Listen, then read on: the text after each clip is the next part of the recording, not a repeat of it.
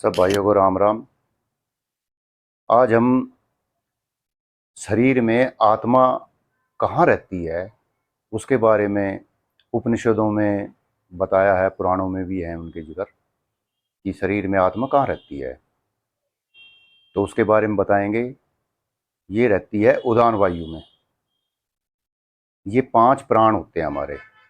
5 प्राण बोलते हैं, प्राण वायु, समान वायु, अपान वायु और व्यान वायु और उदान वायु। उदान वायु में ये आत्मा रहती है। ये सुषुम्ना नाड़ी हमारी, सुषुम्ना नाड़ी हमारी ये हमारे कपाल से चलती है और हृदय तक आती है और फिर बाद में वो नीचे तक चली जाती है, पैरों तक। उसके अंदर ये उपनिषदों के अनुसार एक अंगूठे के समान, और ये सूक्ष्म है, और ये उस नाड़ी के अंदर रहती है जो हृदय के अंदर है। तो ये मान के चलो कि वो हृदय के अंदर ही है, हमारे दिल के अंदर है, जो ये बोलते हैं हम आत्मा को। और 5 प्राण, इनके काम क्या हैं कि हम किसी भी अवस्था में हों, चल रहे हैं, लेट रहे हैं, बैठे हैं, सो रहे हैं, खा रहे हैं, पी रहे हैं, कोई भी कार्य कर रहे हैं, वे हमें हर वक्त वे कार्य करते हैं और जिंदा रखते हैं। जैसे सांस लेना सबसे महत्वपूर्ण है।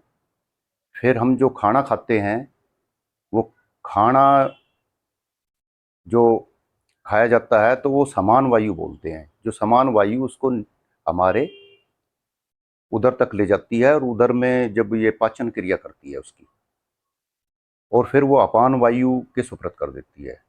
अपान वायु उसको खून बनाना और मलमूत्र अलग अलग उसके भाग कर देती है। और फिर जब हमें जो मलमूत्र त्यागने के आता है तो वो अपान वायु की वजह से आता है। फिर जो ब्लड हमारे शरीर में चलता है उसको व्यान वायु चलाती है। और हमारे शरीर में नाड़ियां इतनी हैं कि हर जगह तक व्यान वायु उस खून को पहुंचाती है। और हैं कितनी नाड़ियां?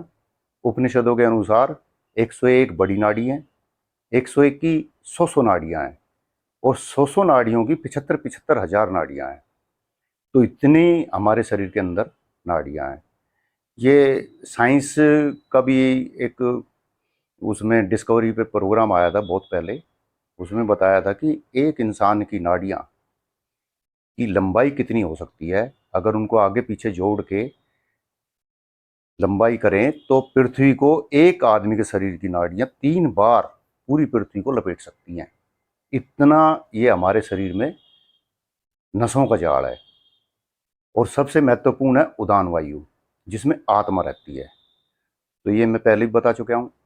तो ये 5 प्राण वायु का, इनका जो है पूरे शरीर में खेल है। तो धन्यवाद।